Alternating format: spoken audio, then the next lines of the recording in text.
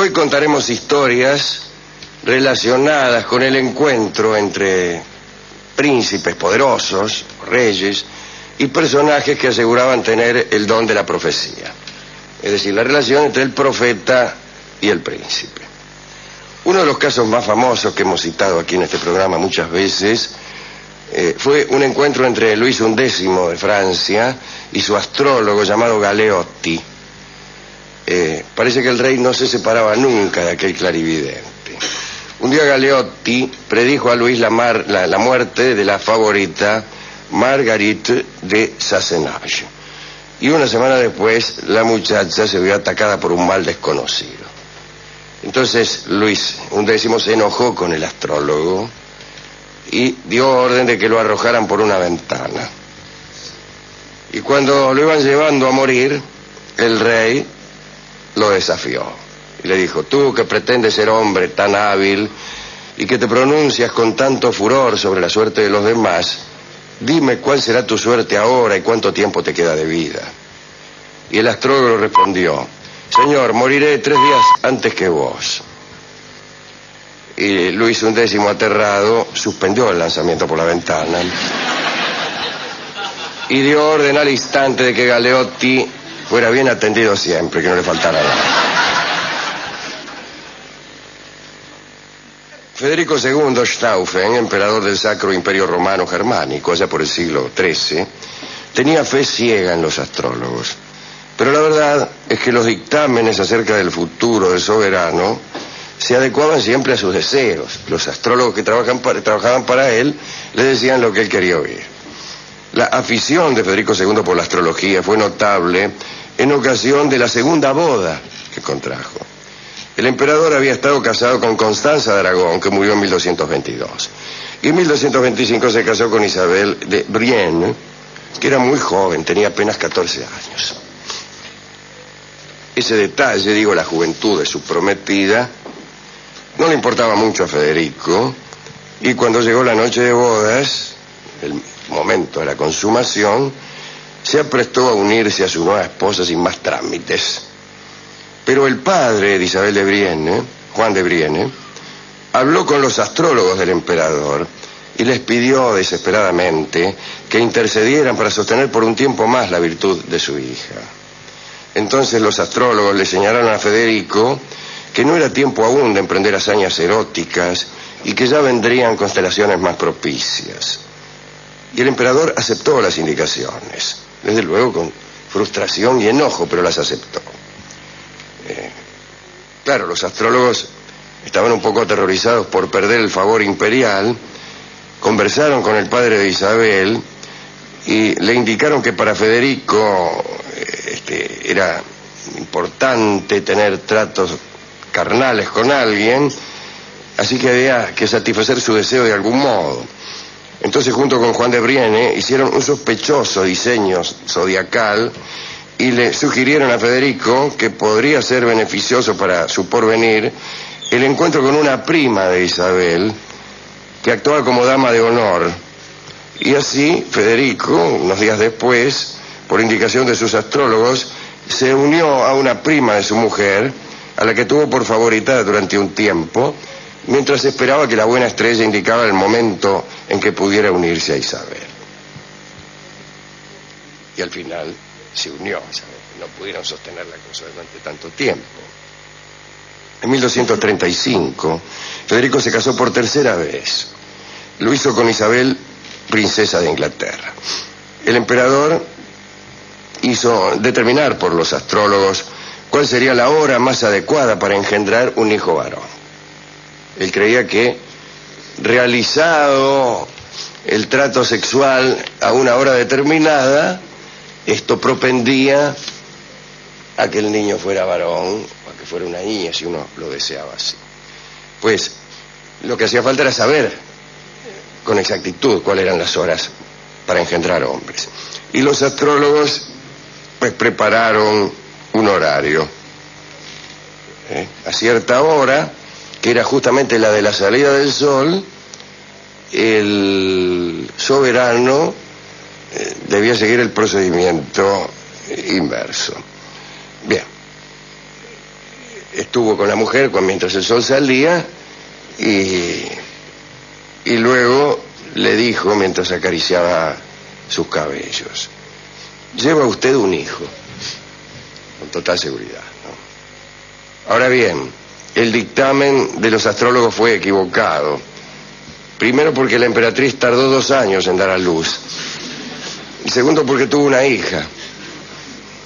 Un poco antes, aquel equipo de astrólogos había sido cambiado por otro que había predicho al emperador que nunca se equivocaría con sus vaticinios. Enrique VII de Inglaterra reinó entre 1485 y 1509. Un día de 1509, Enrique se enteró de que un astrólogo había vaticinado que el rey moriría dentro de aquel año.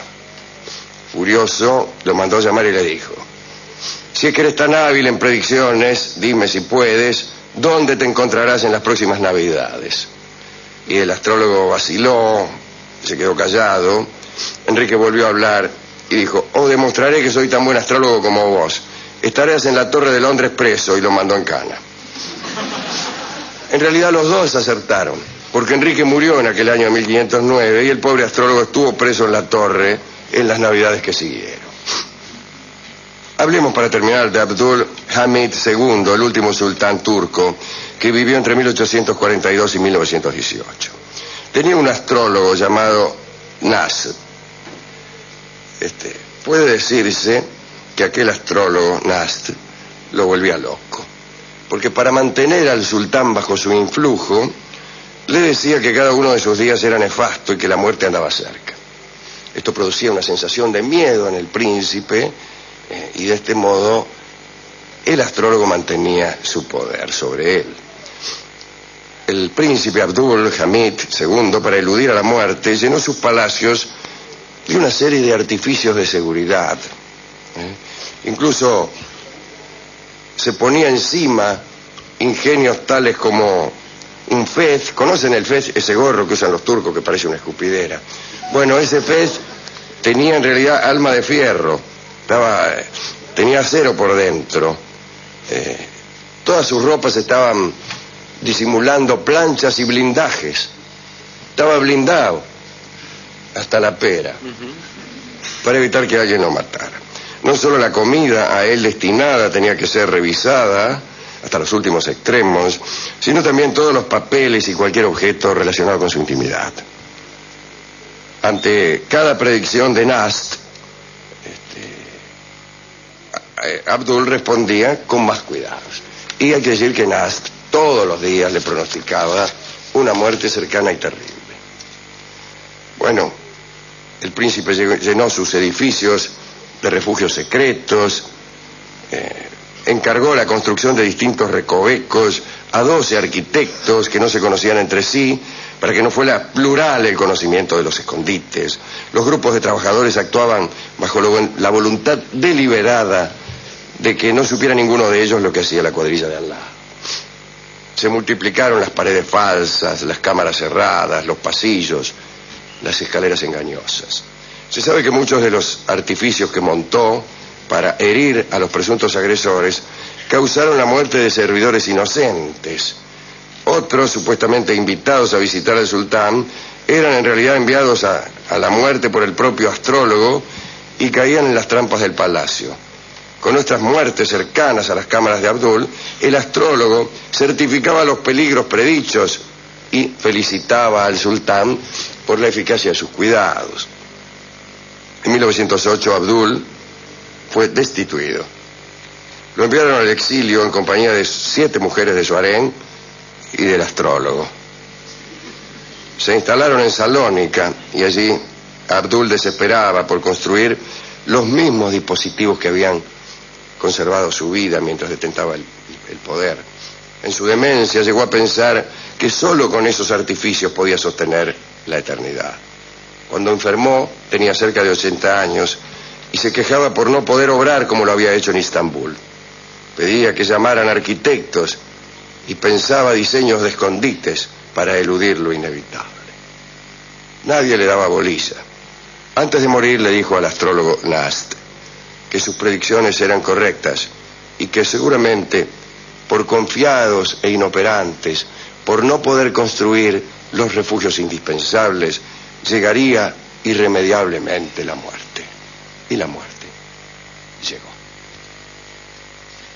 ¿Le ha gustado esta historia? Sí, mucho. Esta es la que más me gustó. Bueno, en realidad las otras las conté para poder contar esta. ¿A quién quiere dedicar esta charlita? Al primero de los videntes. Al pobre Galeotti, ¿no? Sí, a Galeotti. A Galeotti, que era un piola. A Galeotti, que se la rebuscó para mantenerse con vida, pobre. Bueno, usted incluso, yo se lo quiero dedicar a usted como... ¿Por qué? Bueno, como formando parte ¿De qué? de esta gente que aconsejan a los poderosos y te dicen acerca del porvenir. Yo no soy ni vidente ni astrólogo, soy psicólogo. Es parecido. No tiene nada que ver. Igual se lo dedico. Bueno. No sea humilde. No sea humilde. Todo es respetable, no hace falta ser un gran astrólogo. Basta con ser un humilde psicoanalista.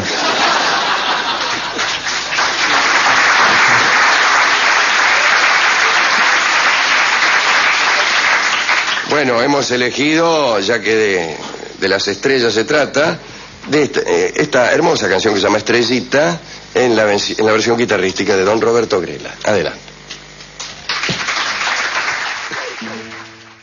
Orden al instante de que Galeotti fuera bien atendido siempre, que no le faltara nada. Federico II Stauffen, emperador del Sacro Imperio Romano Germánico, allá por el siglo XIII, tenía fe ciega en los astrólogos. Pero la verdad es que los dictámenes acerca... Hoy contaremos historias relacionadas con el encuentro entre príncipes poderosos, reyes, y personajes que aseguraban tener el don de la profecía. Es decir, la relación entre el profeta y el príncipe. Uno de los casos más famosos que hemos citado aquí en este programa muchas veces fue un encuentro entre Luis XI de Francia y su astrólogo llamado Galeotti. Parece que el rey no se separaba nunca de aquel clarividente. Un día Galeotti predijo a Luis la muerte de la favorita Marguerite de Sassenage. Y una semana después, la muchacha se vio atacada por un mal desconocido. Entonces Luis XI se enojó con el astrólogo y dio orden de que lo arrojaran por una ventana. Y cuando lo iban llevando a morir, el rey lo desafió. Y le dijo: tú que pretendes ser hombre tan hábil y que te pronuncias con tanto furor sobre la suerte de los demás, dime cuál será tu suerte ahora y cuánto tiempo te queda de vida. Y el astrólogo respondió: Señor, moriré 3 días antes que vos. Y Luis XI, aterrado, suspendió el lanzamiento por la ventana y dio